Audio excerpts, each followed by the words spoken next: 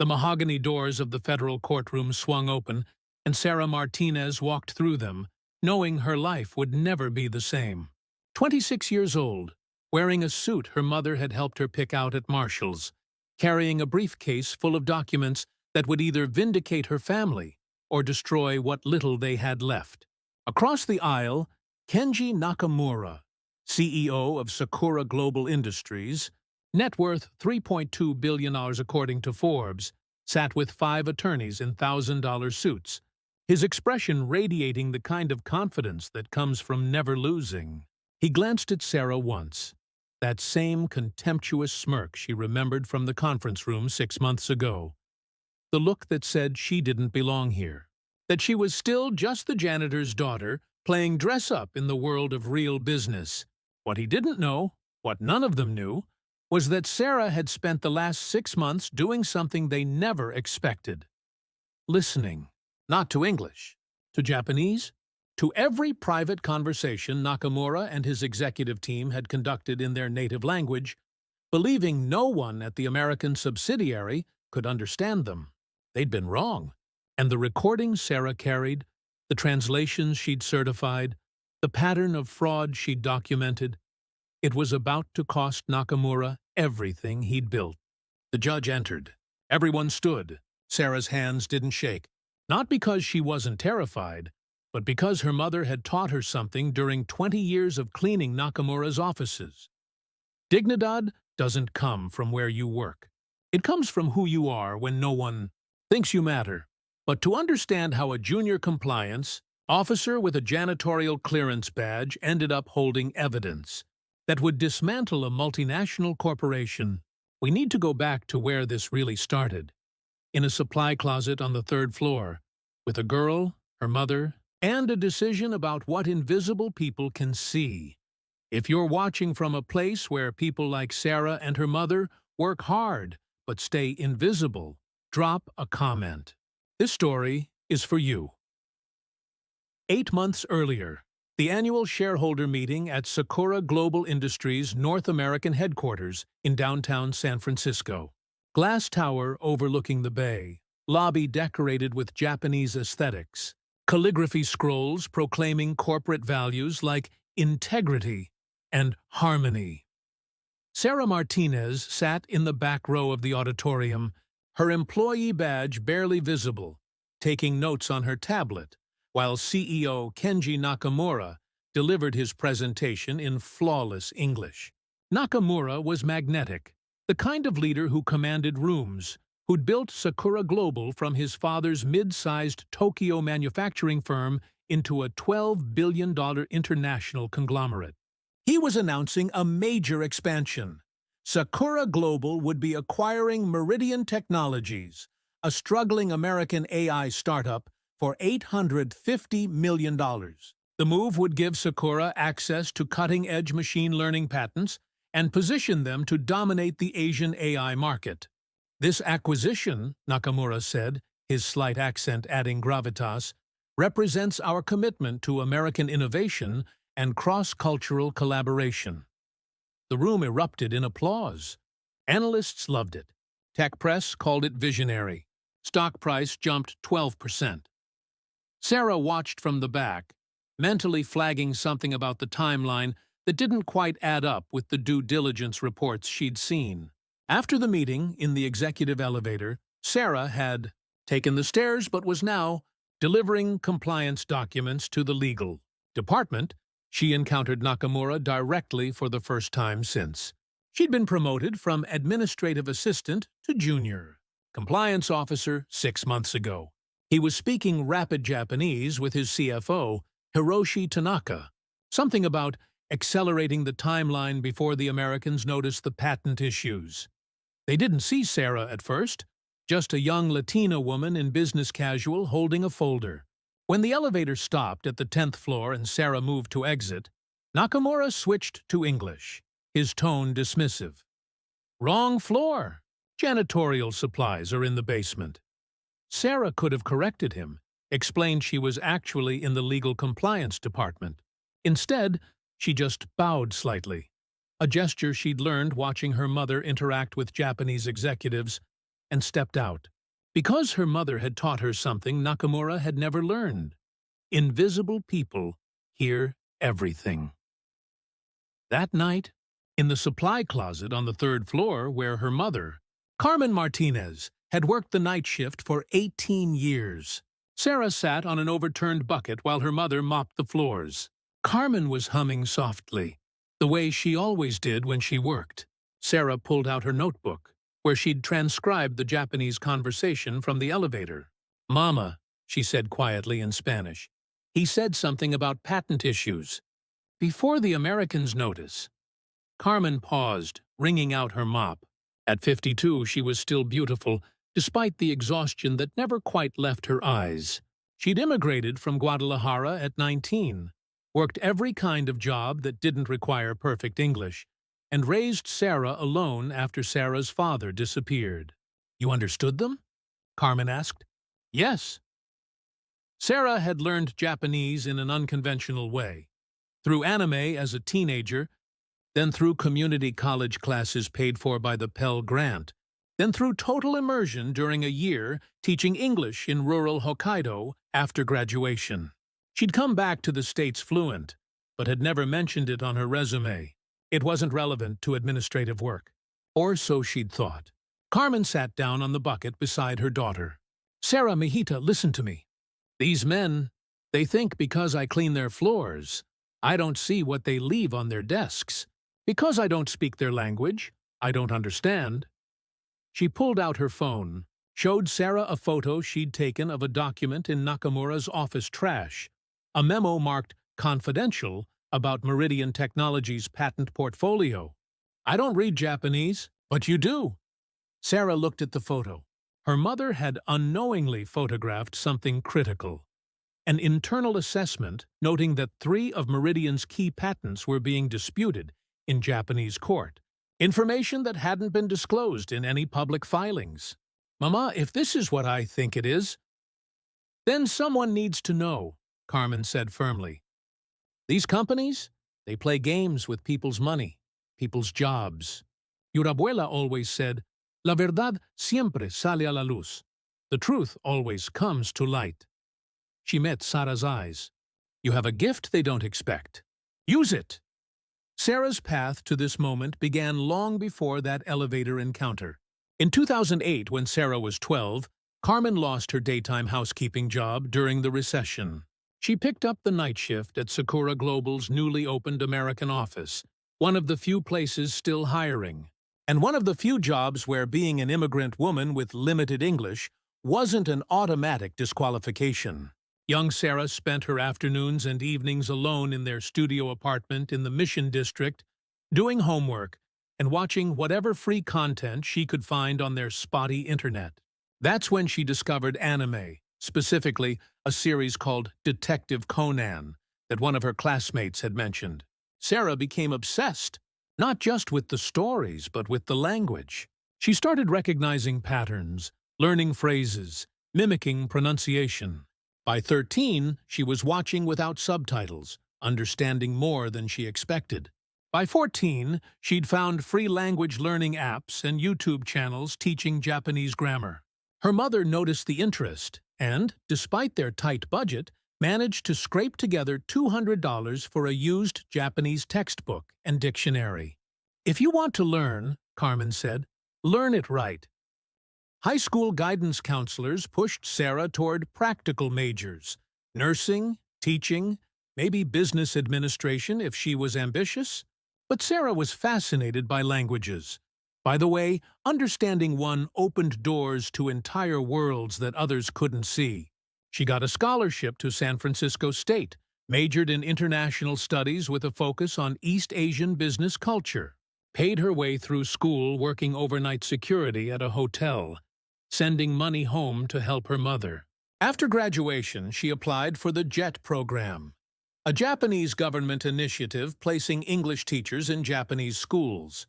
She was accepted and spent a year in Yamagata Prefecture, in a small rural town where no one spoke English. She learned the language the hard way. Total immersion, making mistakes, being corrected by patient elderly shop owners and frank middle schoolers. She learned business Japanese from watching NHK News every night.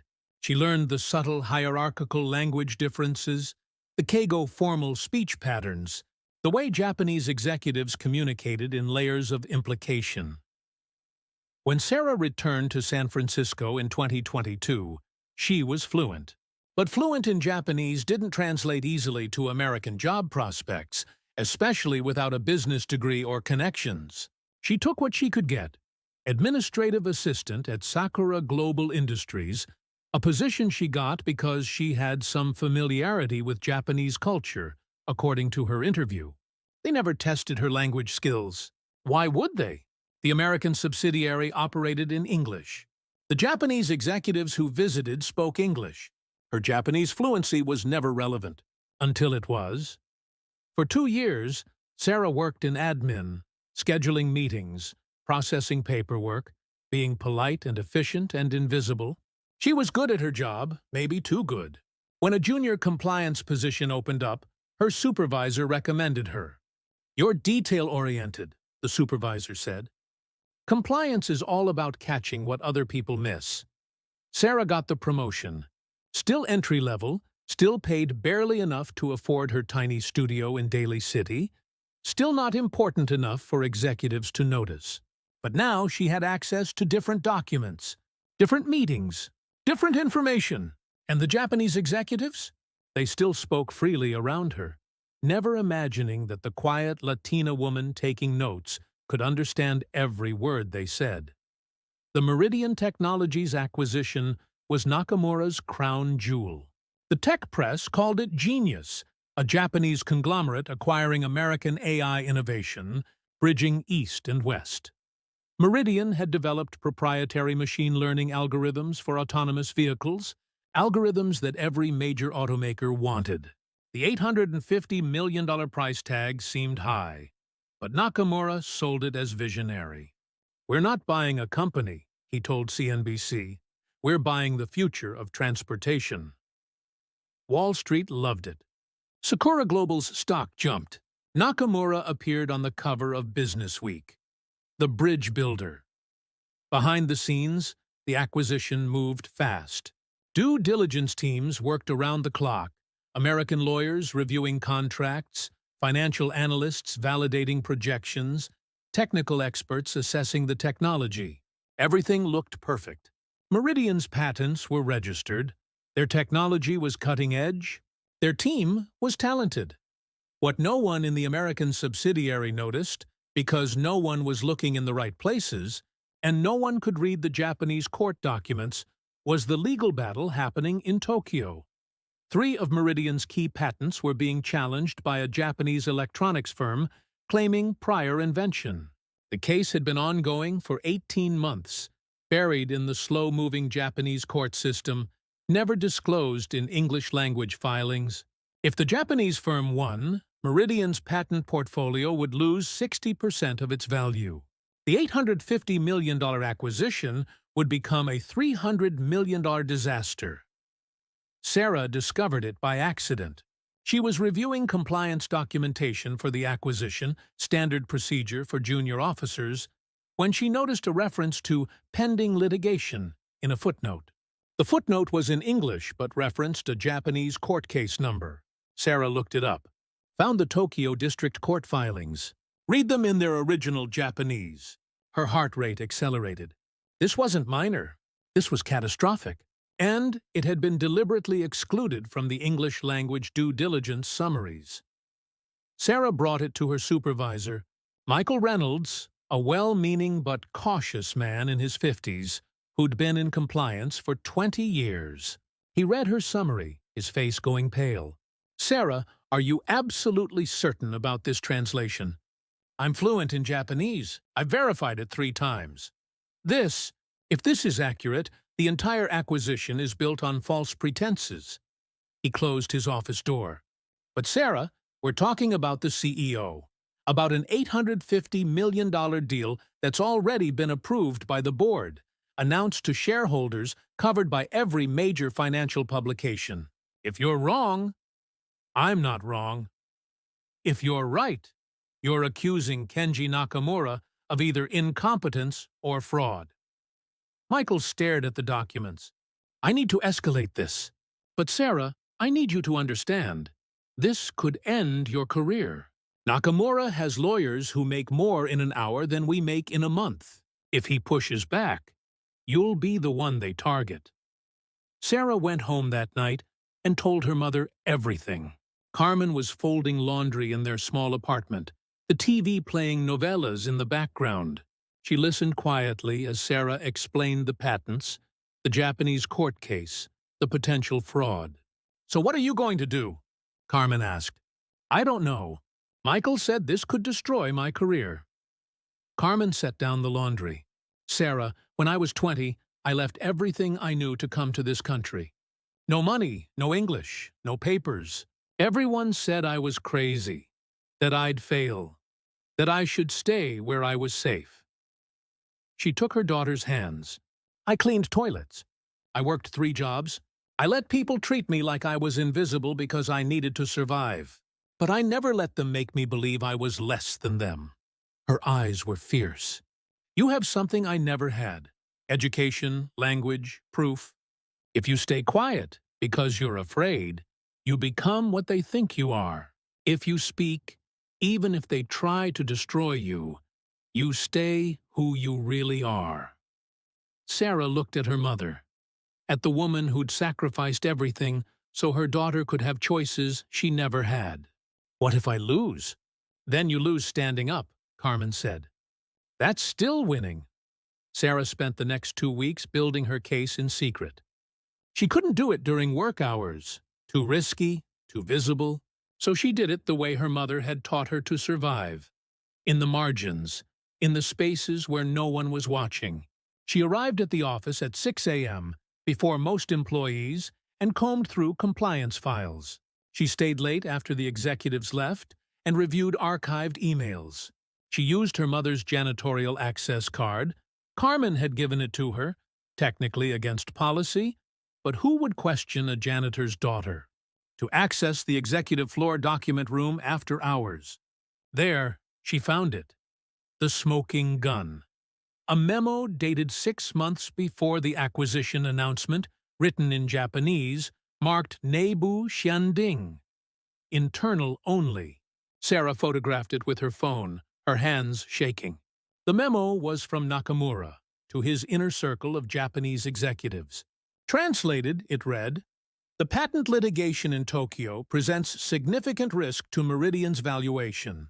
Our technical team estimates 70% probability the Japanese courts rule against Meridian within 18 months. However, American due diligence teams cannot access Japanese court records without our assistance. Recommend proceeding with acquisition at current valuation, then restructuring after patent resolution.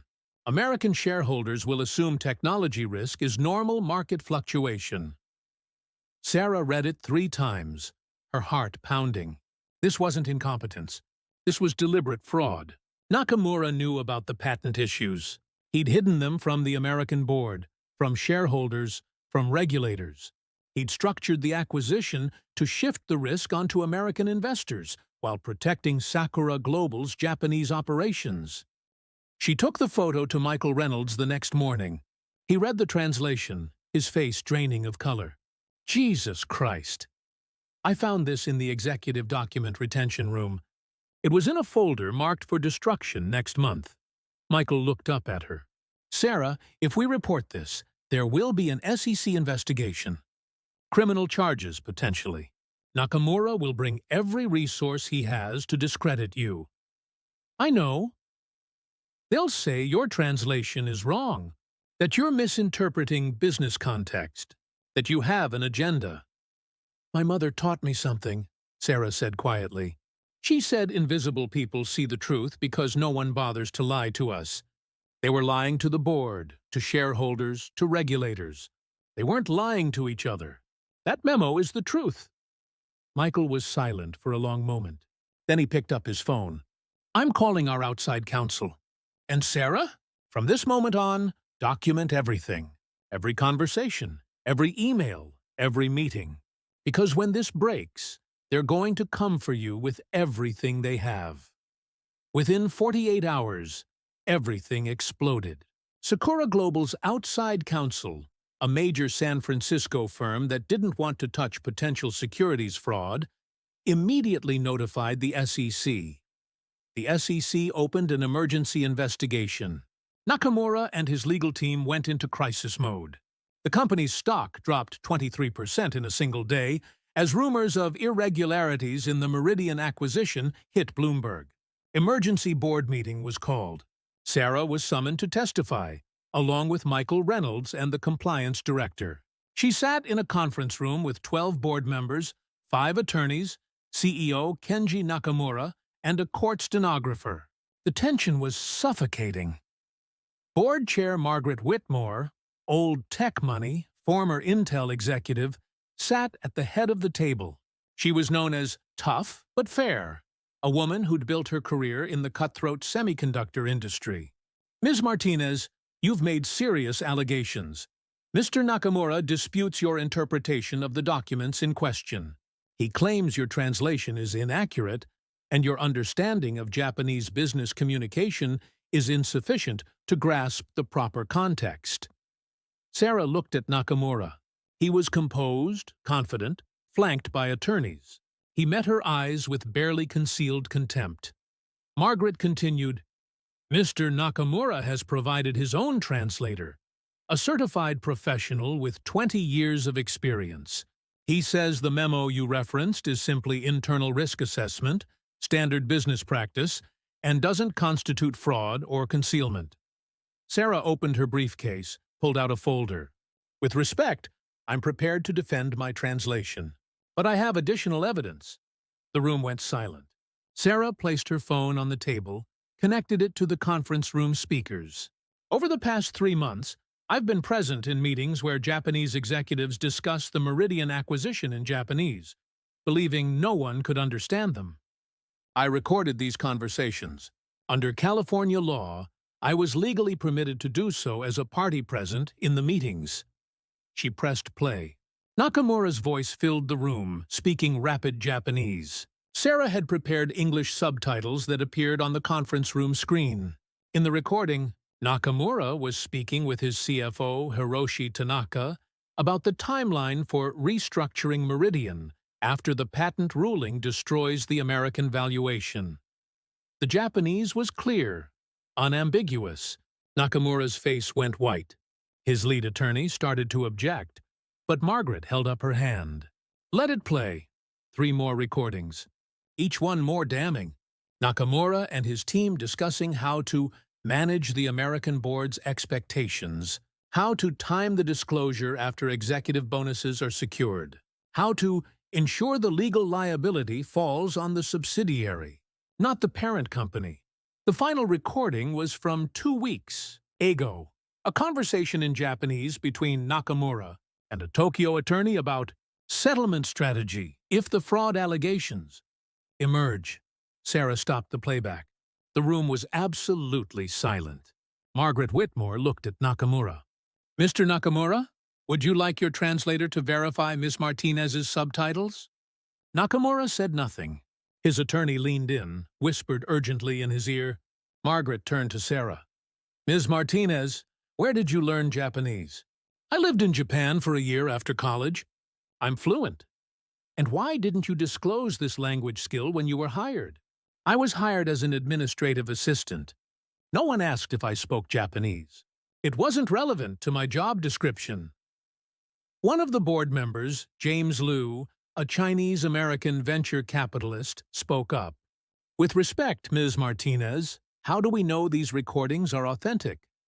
Not edited or manipulated? Sarah pulled out another document. I had them certified by a forensic audio analyst yesterday. The full report is here. No edits, no manipulation. These are continuous recordings from my phone, with metadata intact showing date, time, and location. She handed copies to the board. Margaret looked at the forensic report, then at Nakamura. Mr. Nakamura, I'm going to ask you directly. Did you know about the Tokyo patent litigation when you presented the Meridian acquisition to this board?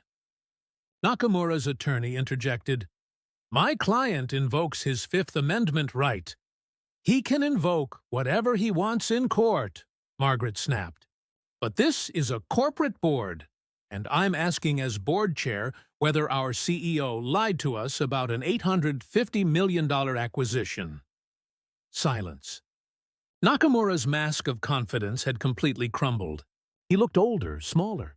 Finally, he spoke. In English, heavily accented now, the polished veneer gone. The patent litigation was a calculated risk. In Japanese business culture, such risks are understood implicitly. I did not think American shareholders would understand that you were gambling with their money while protecting your own. Margaret's voice was ice. Mr. Nakamura, I'm recommending your immediate suspension pending SEC investigation. All in favor? 11 hands went up. Only Nakamura's hand-picked board allies abstained. Margaret turned to Sarah. Ms. Martinez, thank you for your courage. This company owes you a debt. You're suspended with pay until the investigation concludes. Standard procedure, not a punishment. We'll need you to cooperate fully with federal investigators. The SEC investigation moved fast. Within 2 weeks, Nakamura was formally charged with securities fraud, making false statements to investors, and violating foreign disclosure requirements. The U.S. Attorney's Office filed parallel criminal charges. Sakura Global's stock went into free fall, down 60% from its pre-scandal peak. The Meridian acquisition was frozen pending litigation. Hundreds of employees faced uncertain futures, and Sarah Martinez became the key witness in what legal analysts were calling one of the most significant corporate fraud cases since Enron. Nakamura's legal team was everything Michael had warned her about. They filed motions to exclude Sarah's recordings, claiming they violated executive privilege. They challenged her translation credentials, hiring 3 expert witnesses to claim she'd mistranslated business idioms. They filed a countersuit against Sarah personally, claiming she'd violated corporate confidentiality and engaged in illegal surveillance. But Sarah had something they didn't expect: her own legal representation.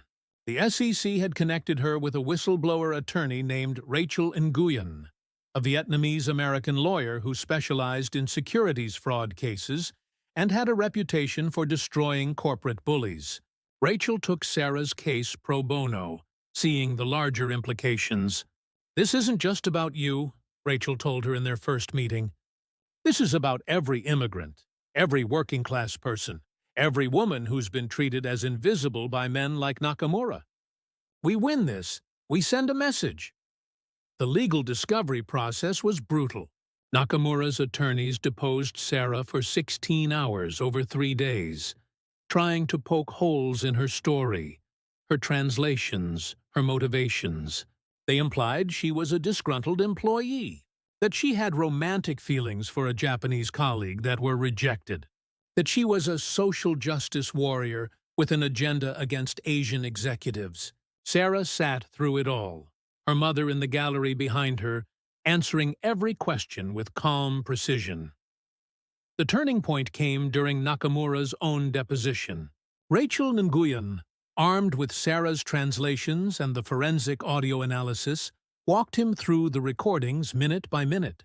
"Mr. Nakamura, in this conversation from March 15th, you say, and I'm reading from the certified translation, the Americans won't discover the Tokyo litigation until after Q2 bonuses are distributed. Is that accurate?" Nakamura's attorney objected. Rachel continued. "And here, April 3rd, you tell your CFO, once the patents are invalidated, we'll restructure Meridian's debt onto the American balance sheet. Did you say that?" Nakamura's composure shattered.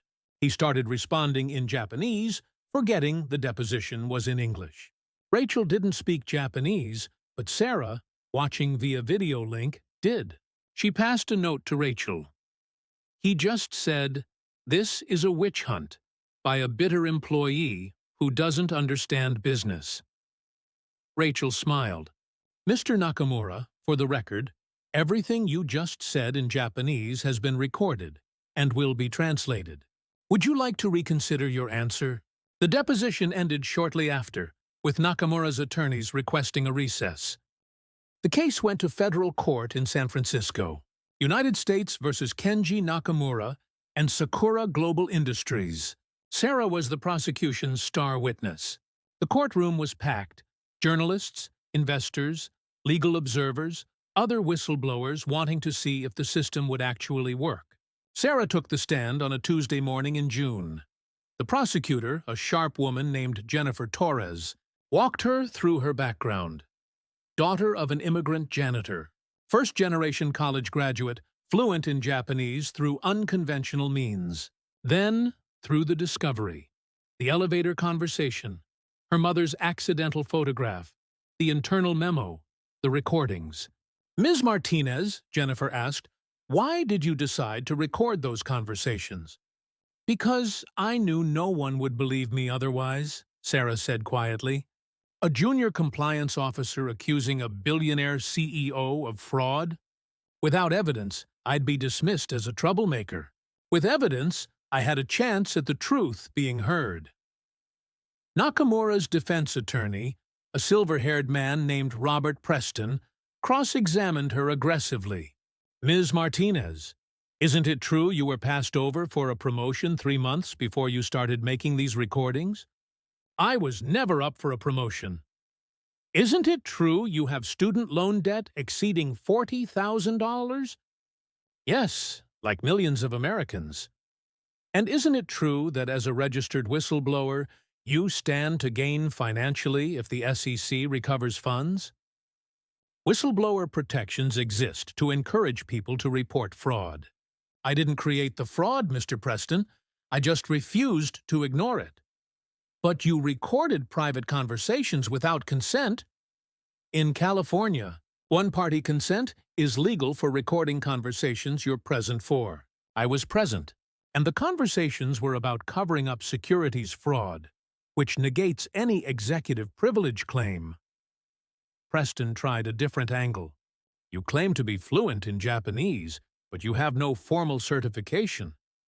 I lived in Japan. I'm fluent. If you'd like, I can conduct the rest of this testimony in Japanese, and we can have the court translator verify my fluency. The gallery murmured. Preston backed off. The prosecution's case was overwhelming. Beyond Sarah's testimony, they had the forensic analysis of the recordings, testimony from Meridian's founders about what they'd disclosed during acquisition talks, testimony from Japanese patent attorneys about the Tokyo litigation, and, critically, testimony from a mid-level Sakura Global employee in Tokyo who'd been horrified by what Nakamura was doing and had become a cooperating witness. The jury deliberated for 6 hours. They found Nakamura guilty on all counts: securities fraud, making false statements, conspiracy. The judge scheduled sentencing for 3 months later. In the interim, Nakamura was released on $10 million bail. Sakura Global's stock was delisted. The company filed for Chapter 11 bankruptcy, unable to survive the scandal. 3,000 employees lost their jobs. Nakamura's legal team filed appeals, but legal analysts said his chances were minimal. The evidence was too strong, the recordings too clear. On a September morning, Judge Patricia Williamson sentenced Kenji Nakamura to 12 years in federal prison and ordered him to pay $240 million in restitution. Mr. Nakamura, the judge said, you betrayed the trust of thousands of shareholders, employees, and the American markets. You did so with calculated deception, exploiting language barriers and cultural assumptions to hide your fraud. The fact that you believed yourself too powerful, too protected, too important to face consequences, that arrogance is precisely why this court must send a clear message. Nakamura showed no emotion as he was led away. But in the gallery, Sarah sat between her mother and Rachel Nguyen, feeling something she hadn't felt in months: relief. The case was over. The truth had been heard. In the aftermath, Sarah became famous in ways she'd never wanted. 60 Minutes did a profile. The New York Times wrote a feature. She was invited to speak at Harvard Business School, at compliance conferences, at immigrant community centers. She accepted some invitations, declined others. What she wanted most was to return to normal life. But normal didn't exist anymore. Sakura Global had dissolved. She'd received a whistleblower award of $18 million, 10% of the SEC's recovered funds. It was more money than her mother would make in 10 lifetimes of cleaning offices. Sarah's first purchase was a house for her mother. A small place in Daly City with a garden where Carmen could finally stop working night shifts. Her second was to pay off her mother's debts and her own. Her third was to establish a scholarship fund for first-generation immigrant students studying languages or international business. Job offers poured in: corporate compliance positions, consulting firms, even a Netflix documentary deal. Sarah took time to consider them all.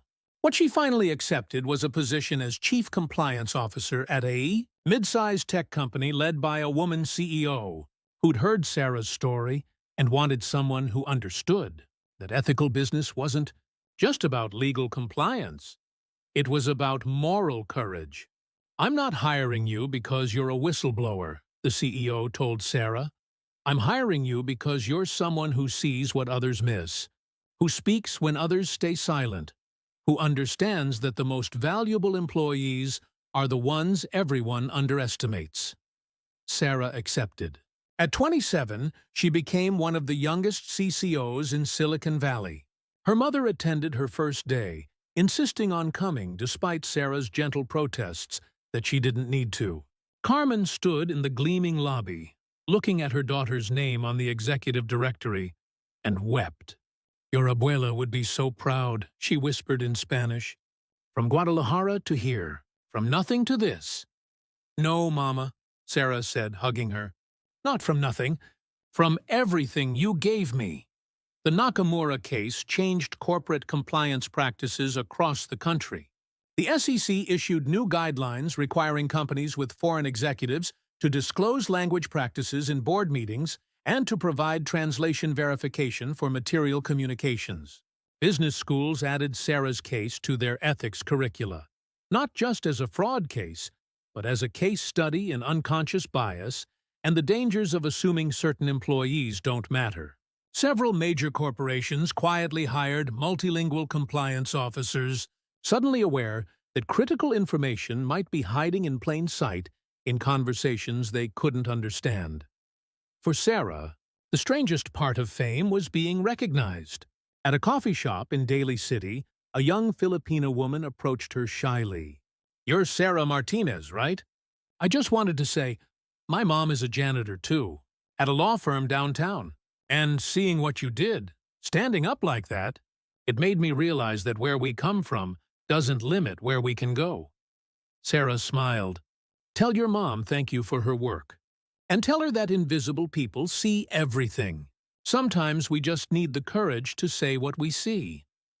More people came forward with their own stories, of languages they'd hidden on resumes, of discrimination they'd faced, of times they'd stayed silent when they should have spoken. Sarah tried to respond to every message, to offer encouragement, to remind people that change happened not because heroes swooped in, but because ordinary people decided that enough was enough. Carmen continued to work, though not as a janitor anymore. She enrolled in community college, something she'd always dreamed of but never had time or money for, and studied early childhood education. At 53, she wanted to teach preschool, to work with immigrant kids and help them feel seen. "I spent 20 years cleaning up after other people," she told Sarah over dinner one night. "Now I want to build something. Help children who remind me of you. Smart, overlooked, full of potential that no one sees." Sarah helped her mother with tuition, with textbooks, with encouragement during hard semesters. Watching her mother walk across the stage at graduation, receiving her associate's degree, Sarah realized that vindication wasn't just about punishing wrongdoing. It was about creating space for people to become who they were always meant to be. 2 years after the trial, a journalist writing a book about corporate fraud interviewed Sarah about what she'd learned from the experience. They met at a cafe near Sarah's office, autumn sun streaming through the windows. What do you want people to understand about what happened? The journalist asked. Sarah thought carefully. I think people misunderstand what happened. They see it as a David and Goliath story. Small person defeats big corporation. But that's not quite right. She stirred her coffee. What actually happened is that powerful people made assumptions. They assumed that because my mother was a janitor, she didn't matter. They assumed that because I was young and Latina and worked in a junior role, I didn't pose a threat. They assumed that because they spoke Japanese, they could say anything they wanted without consequence. And those assumptions, Sarah continued, created blind spots. Nakamura could have hidden his fraud 100 different ways. But he didn't think he needed to hide it from people like me, because people like me weren't real to him. We were furniture, background noise. The journalist leaned forward. So what's the lesson? That invisibility is only weakness if you accept it as truth. My mother spent 20 years being treated as invisible. She wasn't invisible. She was ignored. And ignored people have an advantage. They see the whole picture. The powerful people only see each other. They miss everyone else in the room. Sarah smiled slightly. The other lesson is about language. In business, we talk about universal languages, money, data, strategy. But actual languages matter. The words people use when they think no one's listening. Those words tell the truth. Japanese gave Nakamura privacy. It also became evidence of his crime. And the courage part? The journalist asked. Do you regret the cost? Sarah paused. I lost a lot. My career path changed. I'll always be that whistleblower to some people. I made enemies. I put my family at risk. She looked out the window. But my mother taught me something when I was young. She said, dignity isn't something they give you. It's something you give yourself. If I'd stayed silent, I could have kept my job, stayed safe. But I would have lost something more important. The ability to look at myself in the mirror. She turned back to the journalist. In the end, speaking up wasn't just about stopping fraud. It was about refusing to accept someone else's definition of who I was supposed to be. The journalist closed her notebook. One last question. Nakamura's attorneys argued that you didn't understand Japanese business culture, that certain things said in private meetings don't translate literally. What do you say to that? Sarah's expression hardened. I say that fraud is fraud in any language, and that cultural context is often just another way of saying different rules for different people. Nakamura wasn't conducting business according to Japanese cultural norms.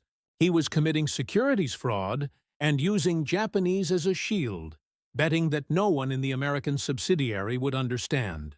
That's not culture. That's calculation. 3 years after the trial, Sarah received an unexpected letter. It was from a law firm in Tokyo representing the Japanese electronics company that had won the patent litigation against Meridian Technologies. The letter was in formal Japanese, Keigo business language, respectful and precise. It took Sarah a moment to process what she was reading. The Japanese company was thanking her. When Meridian's patents had been invalidated, the case had threatened to become a massive international legal battle.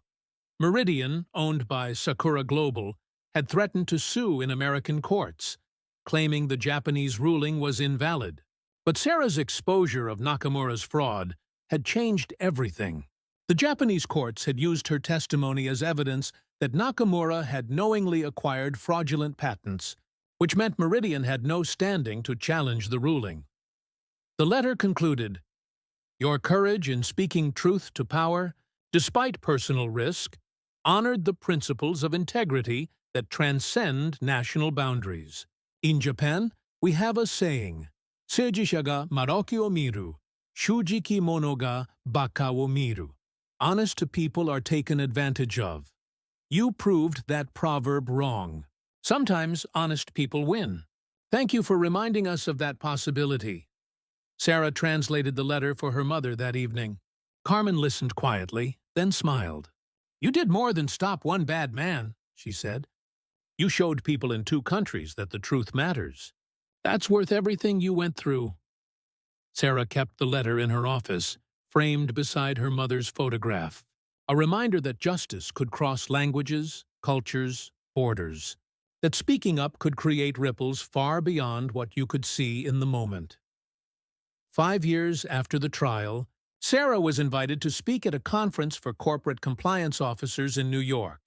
The ballroom was filled with hundreds of professionals, people who spent their careers trying to prevent fraud, to build ethical business cultures, to navigate the impossible tension between profit and principle. Sarah stood at the podium, looking out at the sea of faces. She began in English, then, surprising everyone, switched to Japanese for a single sentence. Janenai hin ga ichiban yoku mineru. Mienai hito ga ichiban yoku mieru. Invisible people see most clearly. She switched back to English.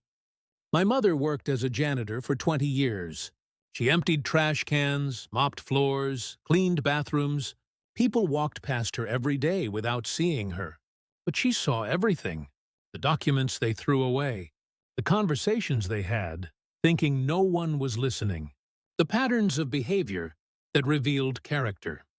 I learned Japanese because I loved anime as a kid. I became fluent because I wanted to teach English in rural Japan. I took a compliance job because I needed to pay rent. None of it was strategic. I wasn't planning to become a whistleblower. I was just trying to survive like millions of working-class people do every day. She paused. But when I heard Kenji Nakamura speaking Japanese in that elevator, assuming I couldn't understand, something clicked. I realized that privilege creates blind spots. Power makes you stupid in a way. It makes you think the rules don't apply to you, that the little people don't matter, that you can say anything you want as long as you say it in a language they don't speak. The thing is, Sarah continued, those little people are everywhere. We're the compliance officers, the administrative assistants, the translators, the janitors. We're in every room, every meeting, every conversation. And we're not stupid. We see the fraud, the corruption, the casual cruelty. We just need to decide whether to speak. The audience was completely silent. So, here's what I want you to understand. The biggest threat to corporate fraud isn't better regulations or harsher penalties. It's culture.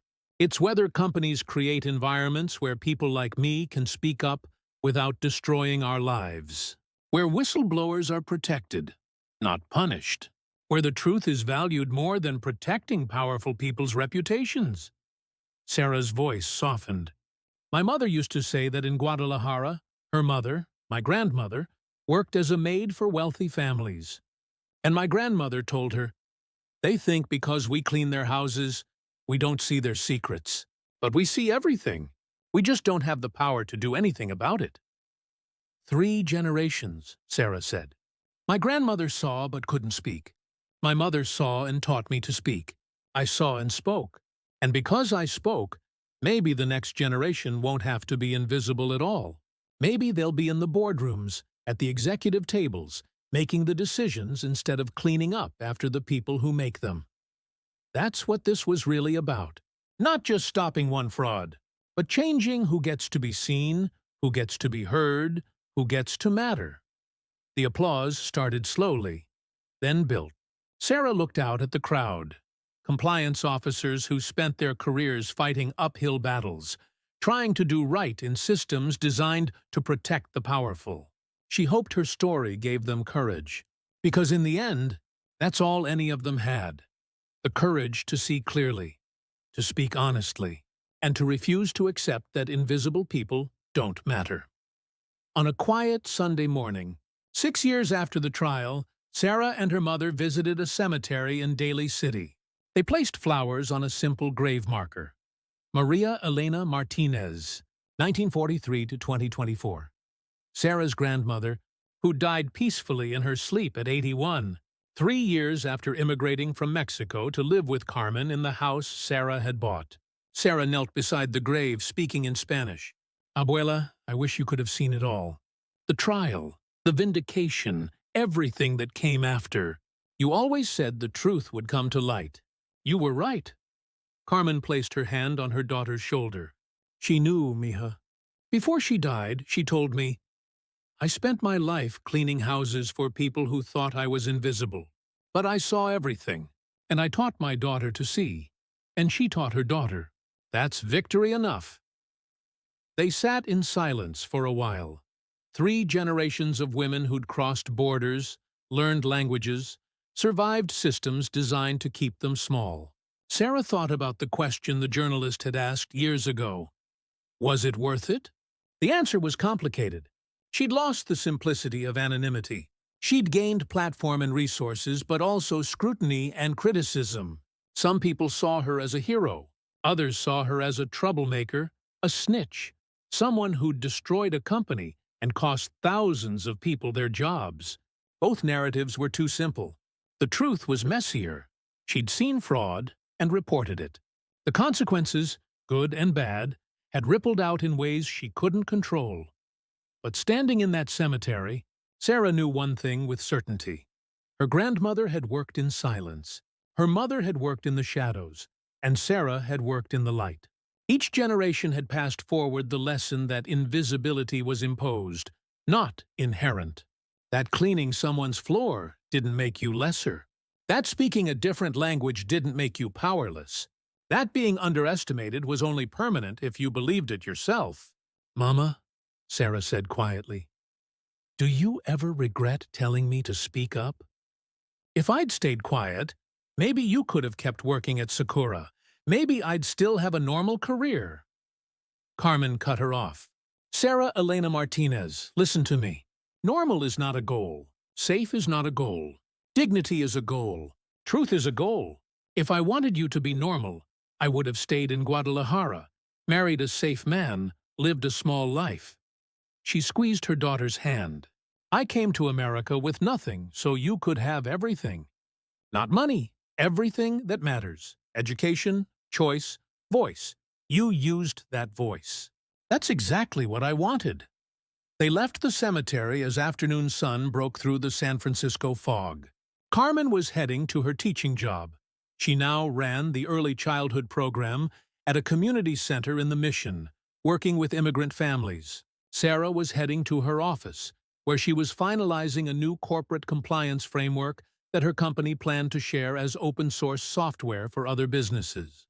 Both women were doing work that mattered, in ways that honored the woman resting in that quiet grave. As they reached their cars, Carmen paused. "Sarah, one more thing. Your abuela, before she died, she told me something. She said, 'I never learned to read or write. I cleaned houses my whole life, but I taught my daughter to read, and she taught her daughter to speak.' That's how revolution happens, not all at once, but one generation teaching the next one that they deserve to be heard." Carmen smiled. She was right. You weren't just speaking for yourself in that courtroom.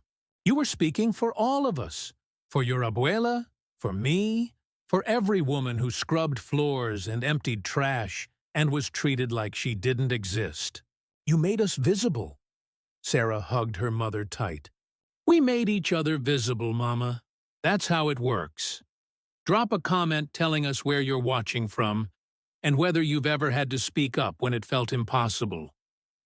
Because Sarah's story isn't unique, it's universal. Around the world, in every language, there are people working in the shadows who see the truth clearly. The question is, will we listen when they speak? Because in the end, the most powerful position isn't at the head of the boardroom table. It's being the person brave enough to tell the truth when everyone else is invested in the lie. And sometimes, the person who changes everything is the one nobody expected. Not because they were invisible, but because powerful people weren't looking.